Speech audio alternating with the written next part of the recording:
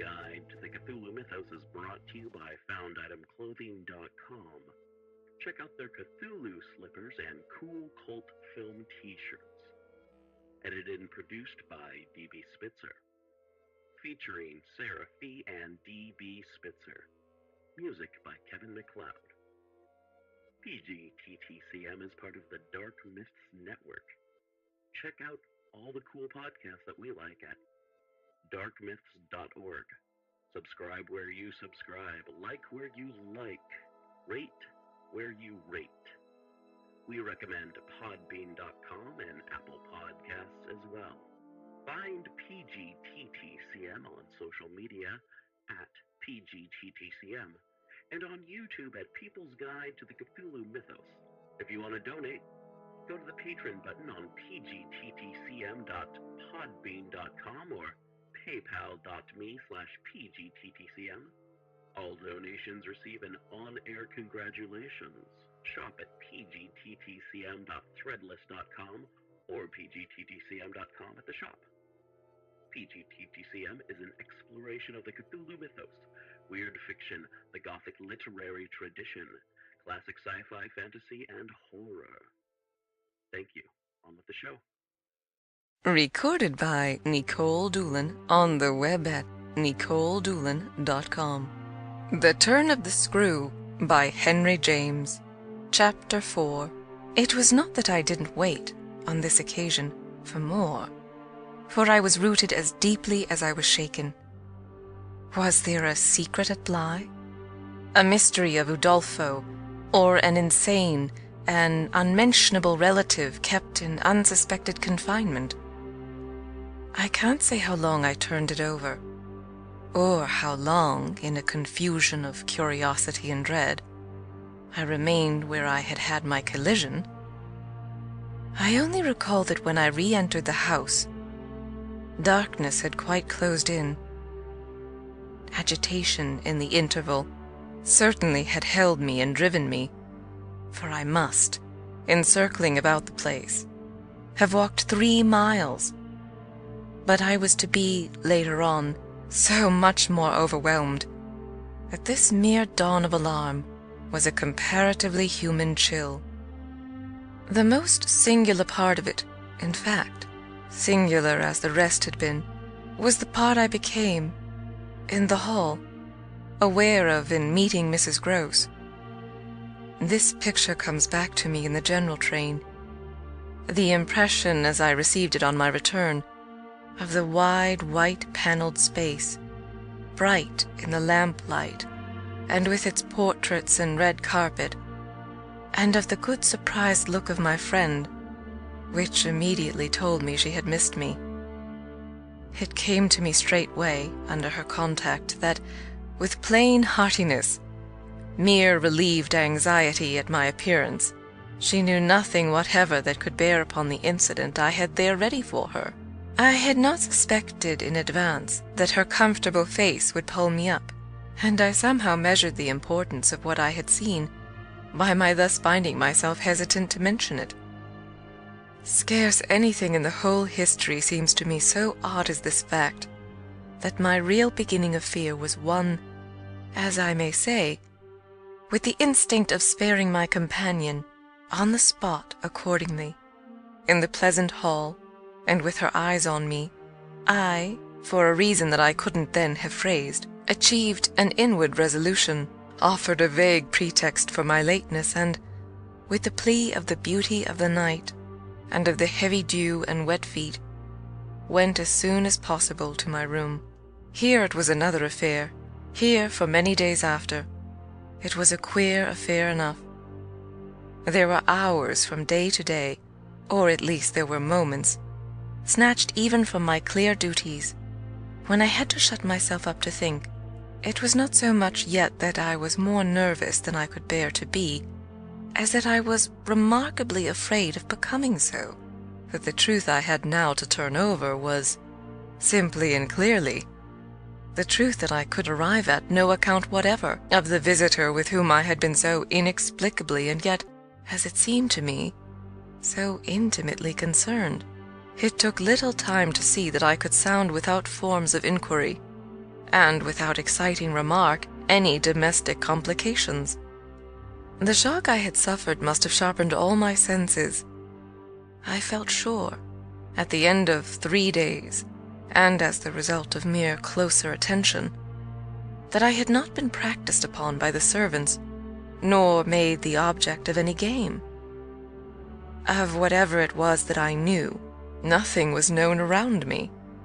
There was but one sane inference. Someone had taken a liberty rather gross. That was what, repeatedly, I dipped into my room and locked the door to say to myself. We had been, collectively, subject to an intrusion. Some unscrupulous traveler, curious in old houses, had made his way in unobserved, enjoyed the prospect from the best point of view, and then stolen out as he came. If he had given me such a bold, hard stare, that was but a part of his indiscretion. The good thing, after all, was that we should surely see no more of him. This was not so good a thing, I admit, as not to leave me to judge that what, essentially, made nothing else much, signify was simply my charming work. My charming work was just my life with Miles and Flora, and through nothing could I so like it as through feeling that I could throw myself into it in trouble.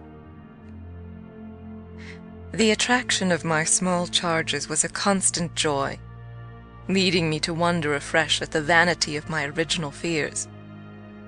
The distaste I had begun by entertaining for the probable grey prose of my office. There was to be no grey prose, it appeared, and no long grind. So how could work not be charming that presented itself as daily beauty? It was all the romance of the nursery and the poetry of the schoolroom. I don't mean by this, of course, that we studied only fiction and verse. I mean I can express no otherwise the sort of interest my companions inspired. How can I describe that except by saying that instead of growing used to them, and it's a marvel for a governess, I call the sisterhood to witness, I made constant fresh discoveries. There was one direction, assuredly, in which these discoveries stopped. Deep obscurity continued to cover the region of the boy's conduct at school. It had been promptly given me, I have noted, to face that mystery without a pang. Perhaps even it would be nearer the truth to say that, without a word, he himself had cleared it up. He had made the whole charge absurd. My conclusion bloomed there with the real rose flush of his innocence. He was only too fine and fair for the little horrid, unclean school world, and he had paid a price for it. I reflected acutely that the sense of such differences, such superiorities of quality, always on the part of the majority, which could include even stupid, sordid headmasters, turn infallibly to the vindictive. Both the children had a gentleness. It was their only fault, and it never made Miles a muff, that kept them, how shall I express it, almost impersonal and certainly quite unpunishable. They were like the cherubs of the anecdote, who had, morally, at any rate, nothing to whack. I remember feeling with Miles in especial as if he had had, as it were, no history. We expect of a small child a scant one, but there was in this beautiful little boy something extraordinarily sensitive, yet extraordinarily happy, that more than in any creature of his age I have seen, struck me as beginning anew each day. He had never for a second suffered. I took this as a direct disproof of his having really been chastised. If he had been wicked, he would have caught it, and I should have caught it by the rebound. I should have found the trace. I found nothing at all, and he was therefore an angel. He never spoke of his school, never mentioned a comrade or a master, and I, for my part, was quite too much disgusted to allude to them. Of course, I was under the spell, and the wonderful part is that, even at that time, I perfectly knew I was. But I gave myself up to it. It was an antidote to any pain, and I had more pains than one. I was in receipt in these days of disturbing letters from home, where things were not going well. But with my children, what things in the world mattered? That was the question I used to put to my scrappy retirements. I was dazzled by their loveliness. There was a Sunday, to get on, when it rained with such force, and for so many hours, that there could be no procession to church, in consequence of which, as the day declined, I had arranged with Mrs. Gross that, should the evening show improvement, we would attend together the late service. The rain happily stopped, and I prepared for our walk, which, through the park and by the good road to the village, would be a matter of 20 minutes. Coming downstairs to meet my colleague in the hall, I remembered a pair of gloves that had required 3 stitches, and that had received them, with a publicity perhaps not edifying, while I sat with the children at their tea, served on Sundays, by exception, in that cold, clean temple of mahogany and brass, the grown-up dining room. The gloves had been dropped there, and I turned in to recover them. The day was grey enough, but the afternoon light still lingered, and it enabled me, on crossing the threshold, not only to recognize, on a chair near the wide window, then closed, the articles I wanted, but to become aware of a person on the other side of the window and looking straight in. One step into the room had sufficed. My vision was instantaneous. It was all there. The person looking straight in was the person who had already appeared to me. He appeared thus again with, I won't say greater distinctness, for that was impossible, but with a nearness that represented a forward stride in our intercourse, and made me, as I met him, catch my breath and turn cold. He was the same. He was the same, and seen this time as he had been seen before, from the waist up, the window, though the dining room was on the ground floor, not going down to the terrace on which he stood. His face was close to the glass, yet the effect of this better view was strangely only to show me how intense the former had been. He remained but a few seconds, long enough to convince me he also saw and recognized. But it was as if I had been looking at him for years, and had known him always. Something, however, happened this time that had not happened before. His stare into my face, through the glass and across the room, was as deep and hard as then. But it quitted me for a moment, during which I could still watch it, see it fix successively several other things. On the spot there came to me the added shock of a certitude that it was not for me he had come there. He had come for someone else.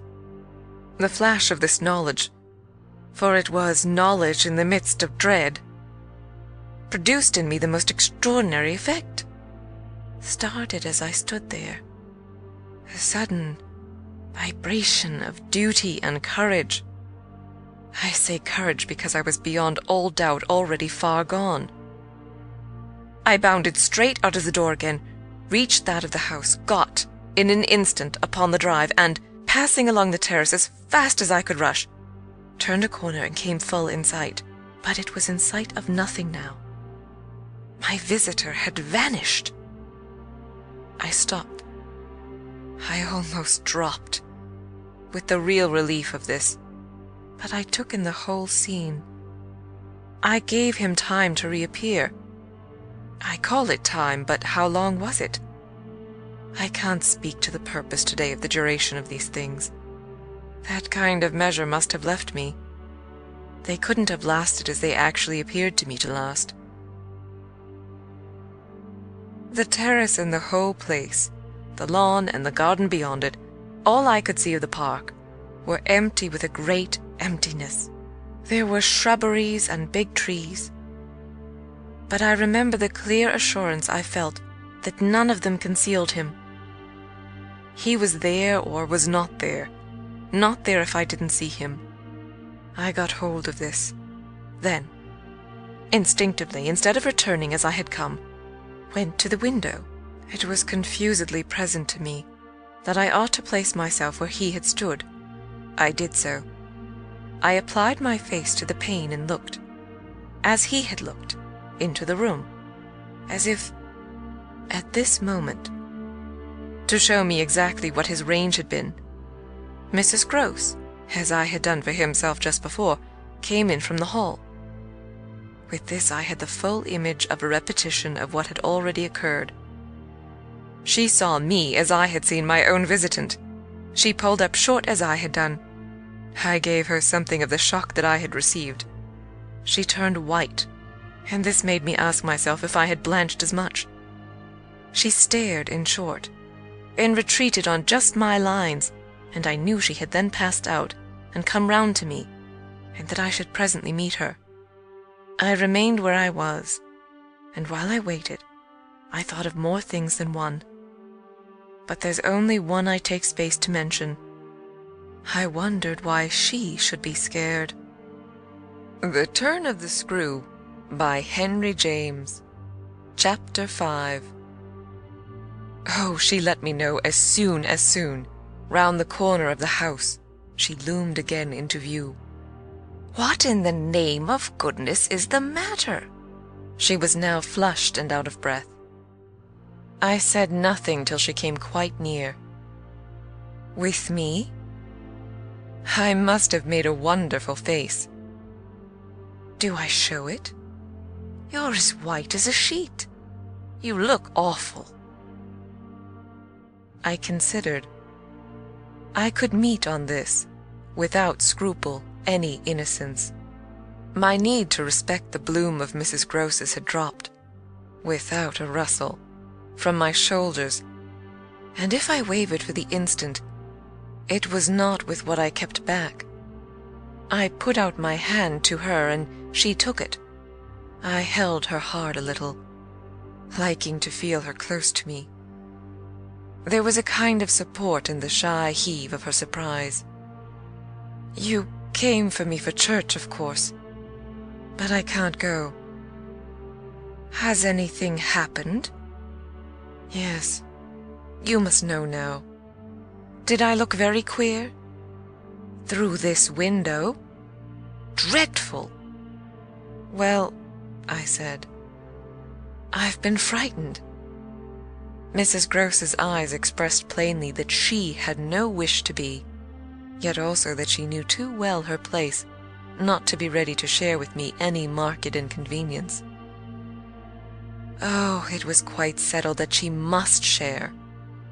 Just what you saw from the dining room a minute ago was the effect of that. What I saw just before was much worse. Her hand tightened. What was it? An extraordinary man. Looking in. What extraordinary man? I haven't the least idea. Mrs. Gross gazed round us in vain.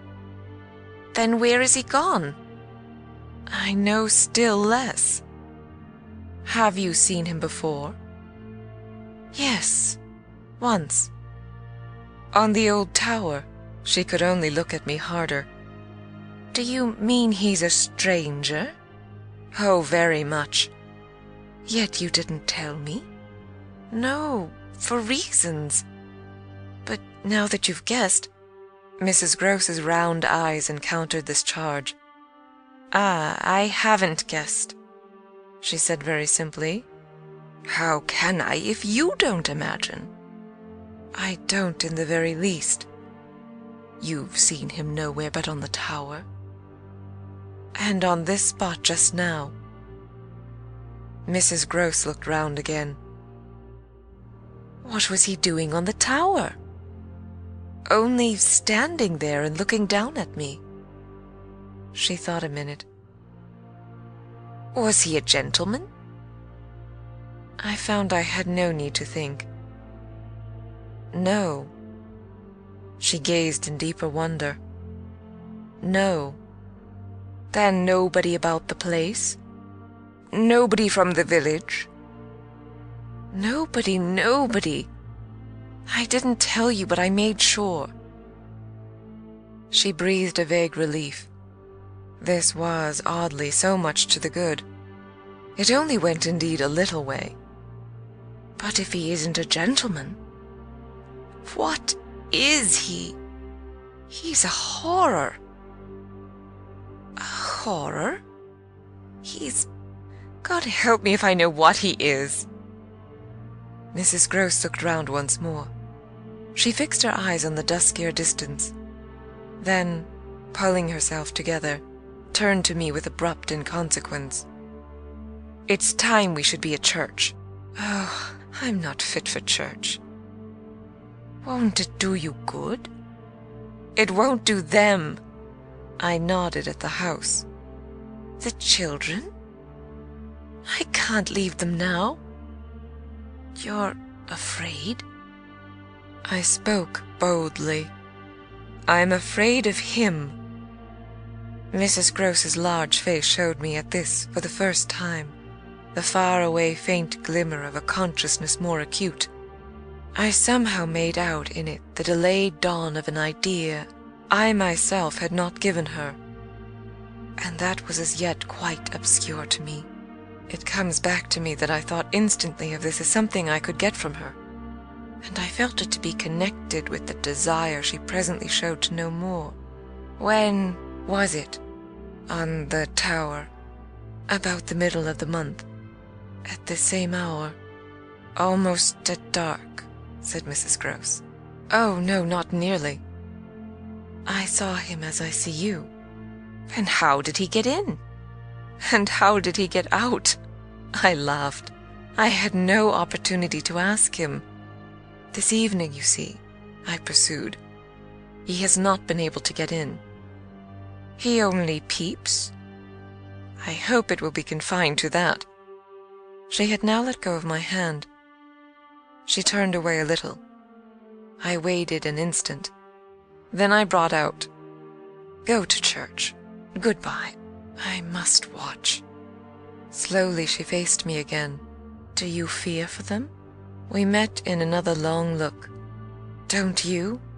Instead of answering, she came nearer to the window and, for a minute, applied her face to the glass.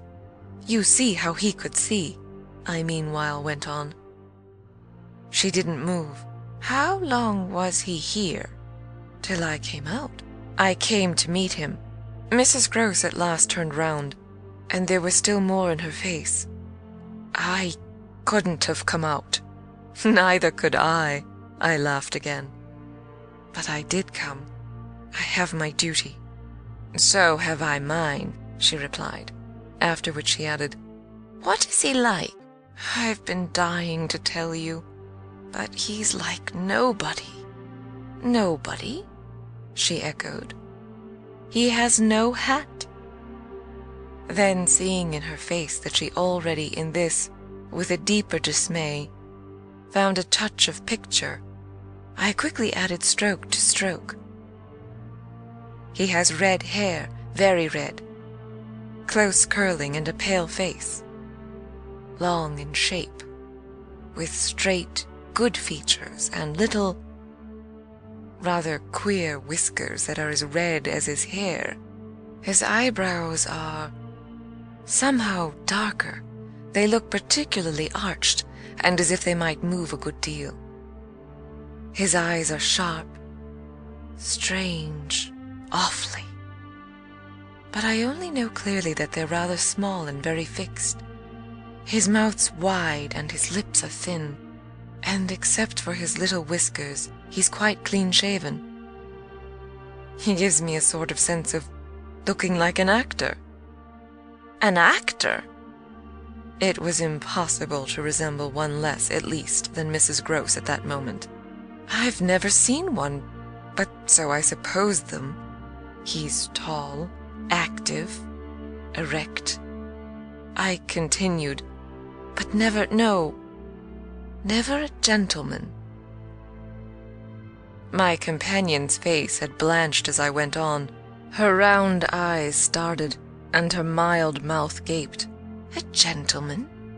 She gasped, confounded, stupefied. A gentleman, he? You know him, then? She visibly tried to hold herself. But he is handsome. I saw the way to help her. Remarkably. And dressed. In somebody's clothes. They're smart, but they're not his own. She broke into a breathless affirmative groan. They're the master's. I caught it up. You do know him. She faltered but a second. Quint, she cried. Quint? Peter Quint. His own man, his valet, when he was here. When the master was, gaping still but meeting me, she pieced it all together. He never wore his hat, but he did wear, well, there were waistcoats missed. They were both here last year. Then the master went, and Quint was alone. I followed, but halting a little. Alone? Alone with us. Then, as from a deeper depth, in charge, she added. And what became of him? She hung fire so long that I was still more mystified. He went too, she brought out at last. Went where? Her expression at this became extraordinary. God knows where. He died. Died? I almost shrieked. She seemed fairly to square herself, plant herself more firmly to utter the wonder of it. Yes, Mr. Quint is dead. End of Chapter 5. Recorded by Nikolle Doolin on the web at NikolleDoolin.com.